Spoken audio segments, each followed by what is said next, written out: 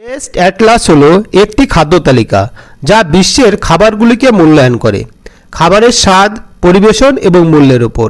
এই তালিকায় কিছু ভারতীয় খাবারকে খারাপ স্ট্রিট ফুডের তকমা দেওয়া হয়েছে। খাবারগুলির অপরিষ্কারগত প্রস্তুতি, অতিরিক্ত মশলা, অতিরিক্ত তেলের জন্য। চলুন জেনে নিই কোন খাবারগুলি এই তালিকায় রয়েছে।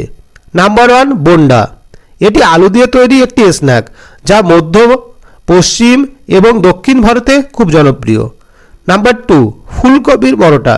এটি একটি স্টাফড পরোটা যা উত্তর ভারতে খুব জনপ্রিয়। নাম্বার 3, পাপড়ি চাট। এটি ভারতের একটি জনপ্রিয় খাবার। নাম্বার 4, দই বড়া।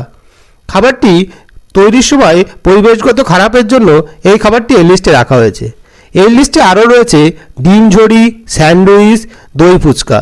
নমস্কার বন্ধুরা, এরকম ইনফরমেটিভ ভিডিওটি জানতে হলে আমার চ্যানেলটি অবশ্যই সাবস্ক্রাইব করে বেল আইকনটি ক্লিক করেন।